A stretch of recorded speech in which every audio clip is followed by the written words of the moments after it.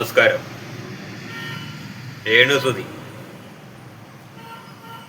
രേണുസുതിയാണല്ലോ ഇവിടെ കണ്ടന്റുകൾ അധികവും. കാരണം അതുപോലുള്ള കണ്ടന്റുകളാണ് ഇപ്പോൾ രേണുസുതി ഉണ്ടാക്കിക്കൊണ്ടിരിക്കുന്നത്. എല്ലാ ചാനലുകാർക്കും മീഡിയക്കാർക്കും മറ്റുള്ള യൂട്യൂബേഴ്സിനൊക്കെ ഒരു കണ്ടന്റാണിത്. കാരണം അവർ തന്നെ അവരുടെ രോഗം പുറത്ത് വെളിപ്പെടുത്തുകയാണ്. എനിക്ക് നിങ്ങൾ ഏഴ്സാന്ന് പറയാത്ത ഭാഗ്യം. അതുപോലെ തന്നെ രേണുസുതിക്ക് കല്യാണം ആലോചിച്ച് കല്യാണം ആണെന്ന് പറഞ്ഞ് നടക്കുന്ന കുറേ ആളുകളുണ്ട്, യൂട്യൂബേഴ്സായാലും മറ്റുള്ളവരും. അപ്പോൾ അങ്ങനെയുള്ള നാടാണിത്. അപ്പോൾ ഇത് രേണുസുതി ഒന്നും അറിഞ്ഞ കാര്യമൊന്നുമല്ല എന്നുള്ള രീതിയിലുള്ള ഒരു വോയിസ് ക്ലിപ്പാണ് പറയുന്നത്. അപ്പോൾ നമുക്ക് എന്തായാലും അതൊന്ന് കേൾക്കാം. ഇപ്പൊ രേണുവിന് കല്യാണമാണെന്ന് സ്ഥിരീകരിക്കുന്ന പോലാണല്ലോ ഇത്. എനിക്ക് തോന്നുന്നില്ല ഈ നമ്മൾ ഒരു രോഗം വെച്ചിട്ട് ഒരിക്കലും ഇങ്ങനെയൊന്നും ചെയ്യാൻ പാടില്ല. ഇപ്പൊ ആണെങ്കിലും അല്ലെങ്കിലും ഒരു മനുഷ്യനും ഇത് ശത്രുക്കൾക്ക് പോലും വരാതിരിക്കട്ടെ ഈ രോഗം എന്നേ ഞാൻ പറയുന്നുള്ളൂ. ഞാനും അല്ല, നിങ്ങൾ ഓരോരുത്തരും എന്ത് കേട്ടില്ല. ഇപ്പം അങ്ങനെ കേട്ടപ്പോൾ തന്നെ നിങ്ങൾക്ക് എന്തെങ്കിലും എന്താ പറയുക വിഷമം വരാതിരുന്നിട്ടില്ലായിരിക്കും. അപ്പം അതുപോലെ തന്നെ എന്നെ ഒരുപാട് പേര് വിളിച്ചു, വിഷമാണ് രേണു, എന്താണ് സത്യാവസ്ഥ എന്ന് പറഞ്ഞു. ഞാൻ അവരോടെല്ലാം കറക്റ്റ് മറുപടി പറഞ്ഞിട്ടുണ്ട്. എനിക്ക് ആ ഒരു മറുപടിയെ പറയാൻ പറ്റത്തുള്ളൂ. കാരണം വേറൊന്നുമല്ല, എനിക്ക് എന്തെങ്കിലും എൻ്റെ പ്രേക്ഷകരുടെ അടുത്ത്, അതായത് എന്നെ സ്നേഹിക്കുന്നവരുടെ അടുത്ത് എനിക്ക് പറയാനുണ്ടെങ്കിൽ ഞാനത്, അതും ഇങ്ങനെ ഒരു അസുഖത്തെ പറ്റി എനിക്ക് പറയാനുണ്ടെങ്കിൽ ഞാനത് പ്രേക്ഷകരുടെ അടുത്ത് വന്ന് പറഞ്ഞിരിക്കും. അല്ലാതെ മറ്റുള്ള വ്ളോഗേഴ്സ്, എൻ്റെ പുറകെ ഇങ്ങനെ നടക്കുന്ന വ്ളോഗേഴ്സ് എന്തെങ്കിലും കേട്ടറിഞ്ഞ് ഇങ്ങനെ പറയുന്നതല്ല. എനിക്ക് എന്ത് പറയാനുണ്ടെന്നാണ് അവർ നോക്കുന്നത്. എന്തായാലും എനിക്ക് എന്തെങ്കിലും പറയാനുണ്ടെങ്കിൽ ഞാനത് പ്രേക്ഷകരുടെ അടുത്ത് പറഞ്ഞിരിക്കും. എന്തെങ്കിലും. പിന്നെ പുള്ളിക്കാരത്തി പറയുന്ന വേറൊരു കാര്യം എന്താണെന്ന് വെച്ചാൽ, ഞാൻ ചത്താലും ഇല്ലെങ്കിലും പിന്നെ അങ്ങ് ചത്തുപോയാലും കുഴപ്പമൊന്നുമില്ല.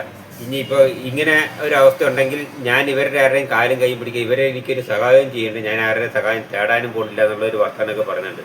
മനസ്സിലായില്ലേ? അപ്പോൾ ഇത് പുള്ളിക്കാരത്തി തന്നെ ലീക്കായ സംഭവം. പുള്ളിക്കാരത്തിയുടെ ഒരു പിന്നെ കൈ ഇതിൽ, രേണുസുതിയുടെ ഒരു കൈ ഇതിൽ പുറകിൽ കളിക്കുന്നുണ്ടോ എന്നൊരു സംശയമുണ്ട്. കാരണം അങ്ങനെയുള്ള വോയിസുകളൊക്കെ കേൾക്കുന്നുണ്ട്. കിച്ചു പറയുന്നതും ഞാൻ ഫുള്ള് കേട്ടിട്ടില്ല. കിച്ചു പറയുന്നത് എന്താണെന്ന് വെച്ചാൽ അങ്ങനെ ഒരു അസുഖം ഉണ്ടെന്നൊക്കെ സത്യം ആണെന്ന് ഇന്നലെ ഒരു ചെറിയൊരു ഇത് കണ്ടിരുന്നു ഞാൻ. പക്ഷെ അത് എന്താണെന്നുള്ള അതിൻ്റെ ഉറപ്പറിയത്തില്ല.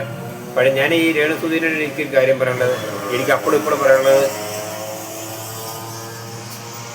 ഇനിയിപ്പോ എനിക്ക് ക്യാൻസർ ആയാലും അല്ലേലും ഇവരുടെ ആരുടെ ഈ നെഗറ്റീവ് പറഞ്ഞു നടക്കുന്ന ആരുടെ സഹായം എനിക്ക് വേണ്ട.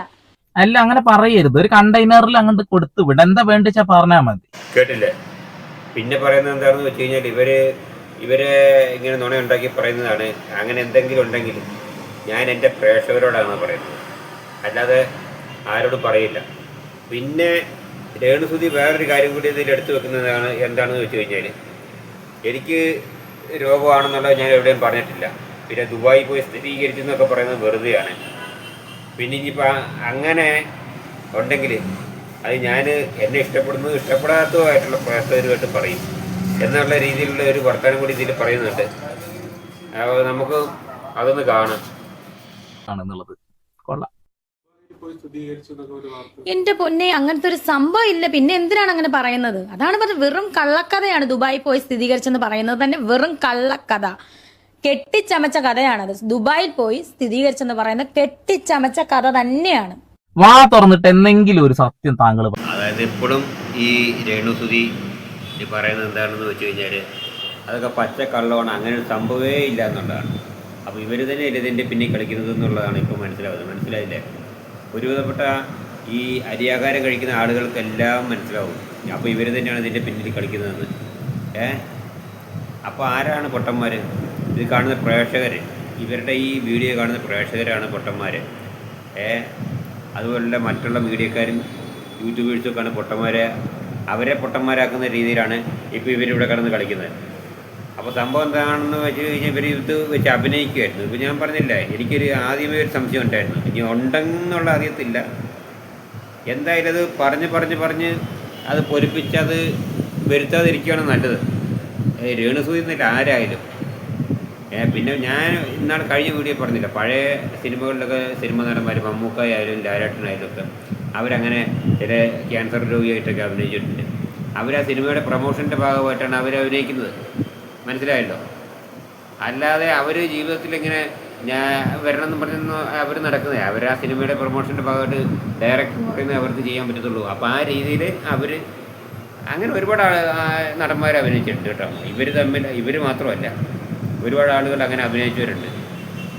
അതുപോലെ ടെറസിൻ്റെ മുകളിൽ നിന്ന് വീഴുന്നത്, ആക്സിഡൻറ്റിൽ വണ്ടി ഇടിച്ച് മരിക്കുന്നതൊക്കെ ആയിട്ട് നമ്മൾ സിനിമയിൽ കാണുന്നുണ്ടല്ലോ.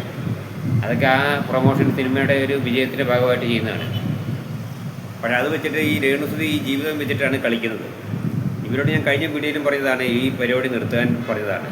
അവർ ചെയ്യത്തില്ല, അവർ ആ പരിപാടി തന്നെ ചെയ്തുകൊണ്ടിരിക്കും.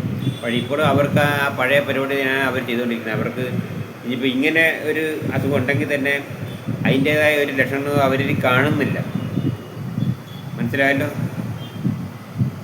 വീണ്ടും അടുത്തൊരു വീഡിയോയിൽ കാണാം. ഇപ്പോൾ ഇത്രയും പറഞ്ഞ് നിർത്തുകയാണ്. ഞാൻ കുറച്ച് മുമ്പേ ബൈ പറഞ്ഞതാണ്, പക്ഷേ എനിക്ക് കുറച്ചുകൂടി പറയണമെന്ന് തോന്നി.